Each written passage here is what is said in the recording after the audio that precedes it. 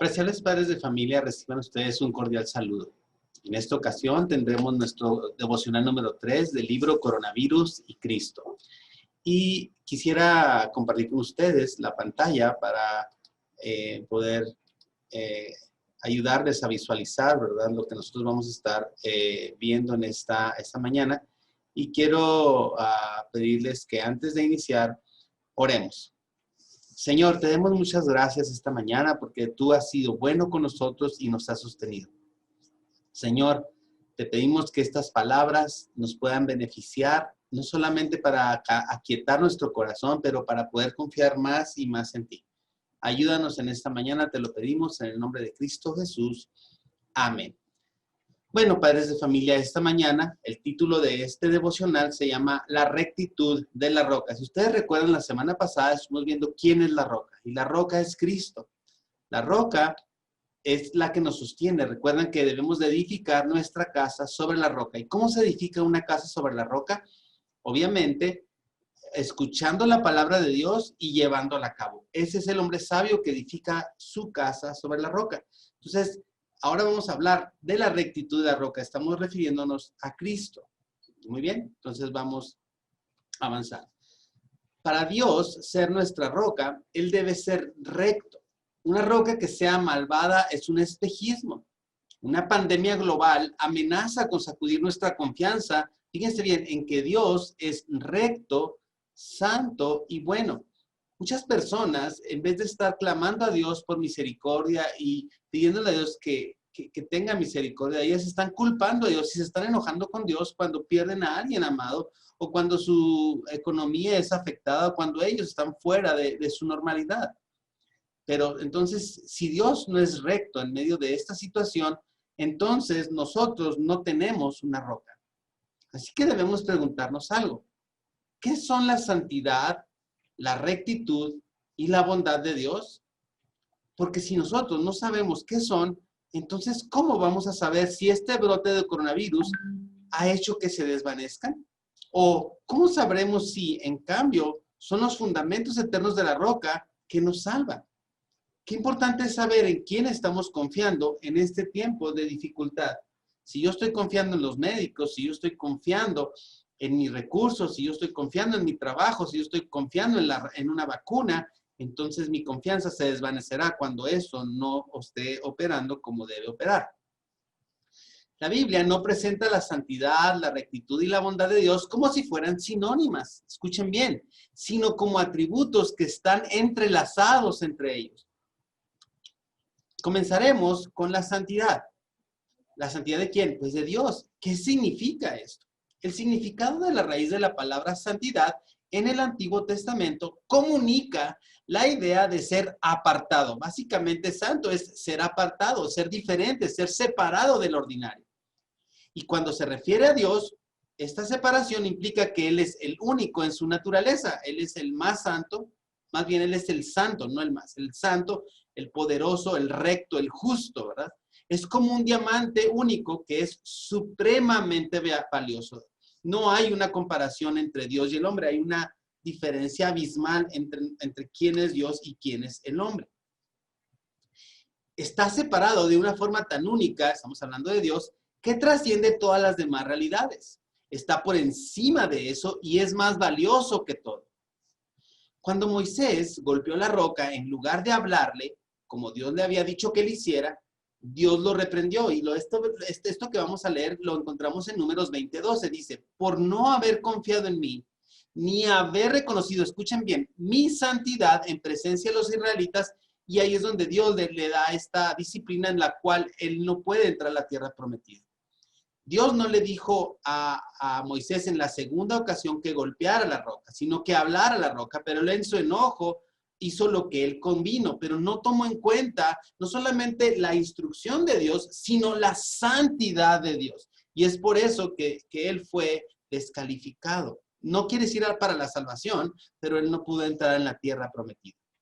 En otras palabras, Moisés no trató a Dios como un ser excepcional y sumamente confiable, que fue también lo que le pasó a Adán y a Eva. Ellos no trataron a Dios de esa manera, sino como cualquier otra autoridad humana. Entonces, la santidad de Dios es su trascendencia y su valor infinito por encima de todos los demás. Dios es único en su naturaleza. No hay otro como Él. Y eso significa que su existencia no depende de nada más.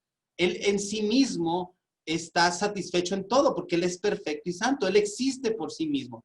Así que no necesita nada ni depende de nada. Él es completo. Él es perfecto. Todo esto le da la más alta autoridad como la fuente de toda realidad y todo valor. O sea, nosotros tenemos que confiar en Él, en esto. Él es perfecto, es santo, es completo, es justo. Y el hombre tiene que poner su confianza en Él, porque si la pone el hombre en sí mismo, Él va a fallar. La santidad está entrelazada con la rectitud. Hay una dimensión que falta en esa descripción de la santidad de Dios. La Biblia habla de la santidad de Dios no solo en términos de trascendencia, escuchen bien, sino en términos de moralidad. Ser santo no solamente es separado de los demás, como lo vimos ahorita, y ser trascendente, pero también ser santo significa ser recto. Antes de la creación, no había estándares fuera de Dios. No había nada fuera de Él con lo que se debía de cumplir. Antes de la creación, escuchen bien, Dios era la única realidad, antes de que se creara todo. Dios no puede actuar de una forma que niegue la infinitud, ¿verdad? Lo infinito de su valor, su belleza y su grandeza. Él no puede actuar en contra de lo que Él es. Ese es el estándar de rectitud de Dios. Es la justicia y la santidad. Esto significa, papás, que el aspecto moral de la santidad de Dios, o sea, su rectitud, es un compromiso que Él tiene, que es inquebrantable, ¿verdad? En el cual Él siempre actúa en conformidad con su valor, o sea, el valor de Él, con la belleza de Él y con su grandeza. Todo afecto, todo pensamiento, toda palabra y todo acto de Dios siempre será coherente con la belleza infinita, escuchen bien, y el valor infinito, o sea, sin fin, de su plenitud trascendente. Todo este pensamiento, todas estas palabras, todos actos, siempre deberá ser algo que refleje la naturaleza de Dios. Por eso nosotros no podemos estar juzgando a Dios por qué pasan las cosas, porque no podemos pensar que Él deseara algo malo. Aunque Él de repente, obviamente Él trae, en ocasiones, Él trae juicio y Él trae disciplinas, pero esto no quiere decir que lo haga por maldad. Si Dios llegara a negar ese valor, esa belleza o esa grandeza, entonces Dios no sería recto. Entonces la rectitud está entrelazada con la bondad. La bondad de Dios no es idéntica, escuchen bien, a su santidad ni a su rectitud. La bondad de Dios, papás, es la disposición que Él tiene a ser generoso, a hacer lo que bendice a los seres humanos. Dios está dispuesto a dar al ser humano, a bendecir al ser humano, ¿verdad? Porque Él es bueno. La plenitud y la perfección de Él son trascendentes, ¿verdad? Su santidad es como una fuente que se desborda porque Él es así. Él no puede negar lo que Él es ni su esencia. Esa es la razón por la que Dios está dispuesto a ser generoso. Dios no necesita nada. Dios no necesita que nosotros hagamos algo para que Él nos dé lo que Él nos quiere dar. Por lo tanto, nunca explota a otros para compensar alguna deficiencia en sí mismo, como todos los hombres en algún punto lo hacen. En cambio, el impulso de su naturaleza es dar, no recibir. Dios no se deja servir por manos humanas, como si necesitara algo. Por el contrario, Él es quien da a todos la vida, el aliento y todas las cosas. Esto lo dice Hechos 17:25. La verdad es que Dios no necesita del ser humano para ser más completo, más feliz, más alabado, más exaltado. No es así. Él ya es exaltado, glorioso, perfecto, completo en sí mismo. Pero la bondad de Dios no está desconectada de su rectitud. No la concede de una forma que niegue la infinitud o lo infinito de su valor, de su belleza y su grandeza, que esas palabras las hemos estado revisando en este devocional. Es por esto, perdón, que tanto el juicio final como la bondad de Dios son manifestaciones de su rectitud. Cuando Dios castiga en el infierno a los que no se arrepienten, no les está concediendo su bondad. pero eso no hace que él deje de ser bueno. Su santidad y rectitud determinan la concesión de su bondad, porque él ha expresado claramente cuáles son los lineamientos en los cuales el hombre debe vivir, y que si ese hombre no vive en esas condiciones, en esos estatutos, él tendrá que padecer una consecuencia, como pasó con Adán, que Dios le dice, de todo árbol puedes comer, menos del árbol del conocimiento, ¿verdad? O de la ciencia del bien y del mal, porque si lo haces vas a morir. Dios le dio el mandamiento a Adán, pero además le dijo qué pasaría si él desobedeciera ese mandamiento. Lamentablemente Adán y Eva desobedecieron y ellos tuvieron la consecuencia. No porque Dios fuera malo, sino porque él había advertido que no debían de hacerlo y ellos lo hicieron. Y él es justo y tenía que aplicar esa disciplina. Es por eso, padres, que su bondad es derramada especialmente sobre los que le temen y se refugian en él. La bondad del Señor hacia los pecadores siempre es gratuita e inmerecida. Repito, la bondad del Señor hacia nosotros siempre es gratuita e inmerecida. Nosotros tenemos más gracia de la que merecemos, tenemos más bien del que merecemos. Si es así, entonces viene una pregunta muy importante. ¿Por qué Dios tiende a mostrar su bondad abundante a los que le temen y se refugian en él? Bueno, es porque esa reverencia y esa fe demuestran el valor, la belleza y la grandeza de Dios. Pero ahora viene una pregunta que para todos es muy interesante y es, ¿y qué del coronavirus? En el siguiente capítulo, la siguiente semana, vamos a estar viendo la soberanía de Dios en todas las cosas, es decir, cómo Él es omnisciente y gobierna sobre todo. Lo que hemos visto hasta ahora evitará que saquemos la conclusión precipitada de que Dios no es santo, no es recto ni es bueno por el hecho de tener coronavirus en sus manos. Por el hecho de tener el coronavirus en sus manos. No vamos a ser tan ingenuos como para creer que el sufrimiento humano equivale a una falta de rectitud divina. O sea, el hombre no sufre porque Dios no sea bueno, porque Dios no sea santo y no sea justo. Tampoco podemos concluir que su forma de gobernar este mundo niega la bondad y la santidad de él mismo. Padres de familia, todos somos pecadores. No hay excepciones. Todos hemos intercambiado la gloria del valor, la belleza y la grandeza de Dios por cosas que disfrutamos mal. Y yo les animo a leer estos pasajes aquí a continuación. Fíjense bien lo que dice Romanos 1:23. Y cambiaron la gloria de Dios, incorruptible, por una imagen en forma de hombre corruptible, de aves, de cuadrúpedos y de reptiles. Y el hombre lo que ha hecho es, en vez de tener claro a Dios en su vida, en vez de tener claro los lineamientos y debe saber quién es él, el hombre ha decidido que otras cosas gobiernen su corazón, específicamente o especialmente él mismo. Romanos 3:23 dice lo siguiente. Por cuanto todos pecaron y no alcanzan la gloria de Dios, estábamos perdidos, éramos enemigos de Dios y todos estábamos destinados a tener una eternidad sin Él por nuestro pecado. Pero Dios, esta palabra o esta frase, pero Dios, siempre implicará la misericordia y la gracia de Dios en nuestra vida. Pero Dios manda a Cristo, ¿verdad? Del cual viene y vive una vida como la que tuvimos que vivir en perfecta obediencia y nos da la oportunidad de volver a tener una vida espiritual y una vida eterna a través de la obra de Jesucristo. Esto, padres, constituye una afrenta deshonrosa a Dios. Estamos hablando de los versículos que acabamos de leer, sea que los percibamos o no. Por lo tanto, nosotros merecemos ser castigados. Deshonrar la gloria de Dios nos convierte en seres merecedores de su ira santa.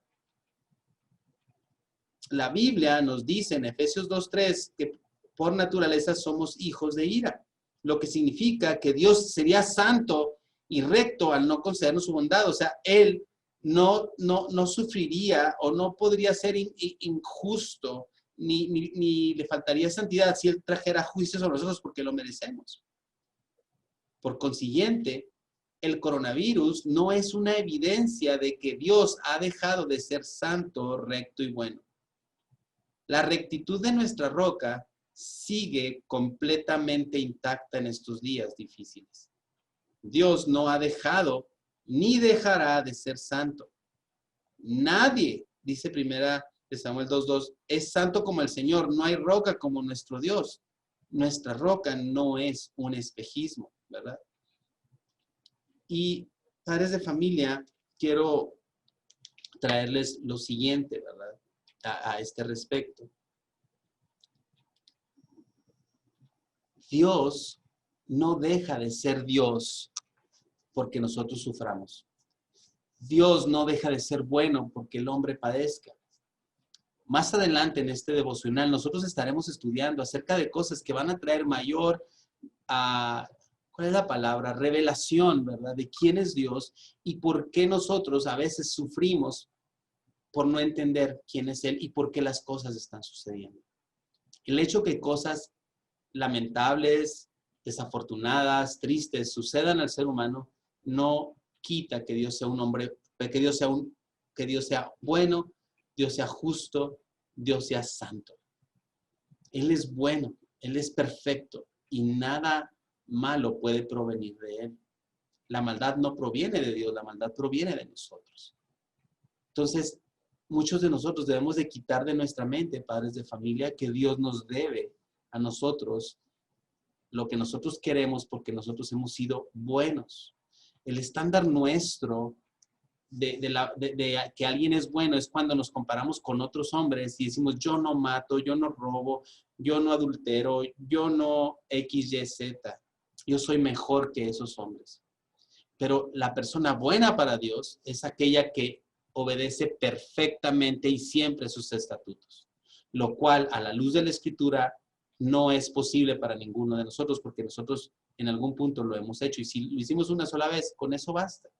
Si desobedecemos a nuestros padres, les contestamos, insultamos a alguien, robamos algo, X, Y, Z, lo que ustedes quieran, nos hace acreedores ahora a ser alguien que ha roto la ley de Dios.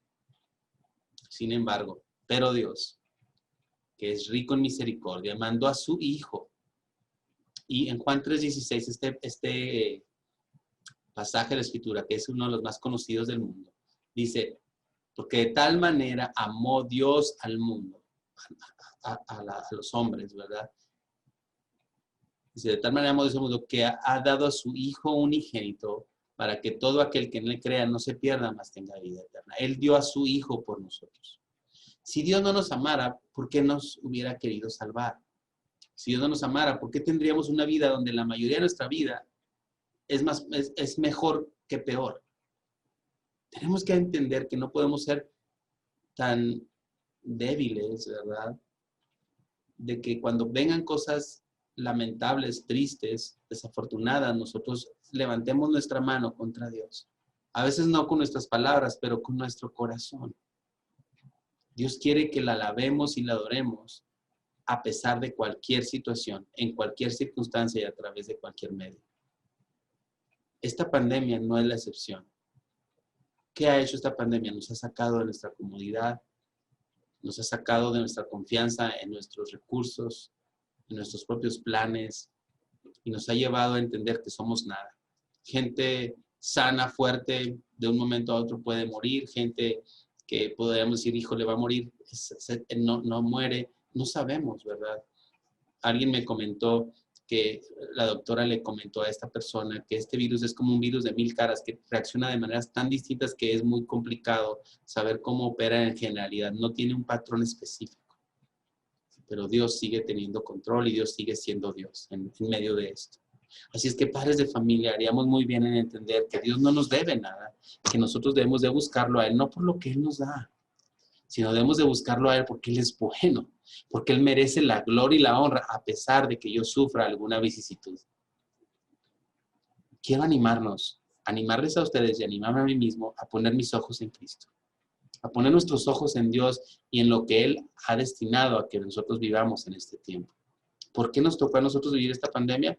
Yo no puedo explicar eso, pero sí puedo explicar lo que la Biblia dice, que a pesar de las circunstancias difíciles, Él estará con nosotros. Nunca nos va a abandonar si somos de Él. Te quiero animar a clamar a Dios, en vez de tener en tu corazón una actitud de reclamo, de pensar que es injusto.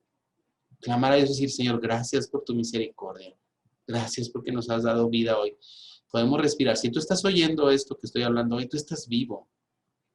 Parece hasta tonto lo que estoy diciendo, pero debemos de reaccionar ante esto. Tienes gracia. Tu aliento sigue siendo sostenido por Dios. Tú puedes ver, puedes moverte por la gracia de Dios. Y Él es bueno con nosotros.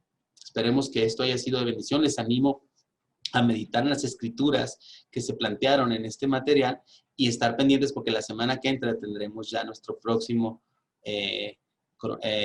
devocional de coronavirus y Cristo. Así es que vamos a orar. Señor, te damos gracias esta mañana porque tú has sido bueno con nosotros. Sabemos que tú eres recto, eres justo y eres fiel. Nada nos falta, puesto que en ti tenemos contentamiento y en ti estamos completos. Danos gracia a cada uno de nosotros para poder perseverar en ti, confiar en ti y saber que en verdad tú no nos debes absolutamente nada, que nosotros somos los que somos beneficiados en acercarnos a ti. Bendice a cada familia, a cada alumno en esta escuela, a cada maestro, a cada una de las personas que conforman toda esta comunidad IBM y a los que no lo son también. Y ayúdanos a acercarnos a ti, Señor. En el nombre de tu Hijo amado Jesucristo. Amén. Es un gusto haber estado con ustedes esta mañana y espero que estos recursos que nosotros estamos produciendo para ustedes sean de tremenda bendición. Recuerden, en nuestra página hay muchos más recursos que tú puedes explorar y que serán sin duda de bendición para tu vida. Si ustedes tienen alguna pregunta, si quieren saber un poco más de cómo acercarse a Dios, de conocer a Dios, de leer un plan de lectura, acérquense con nosotros, háganlo saber a través de correo y con mucho gusto nosotros estaremos aquí para auxiliarles.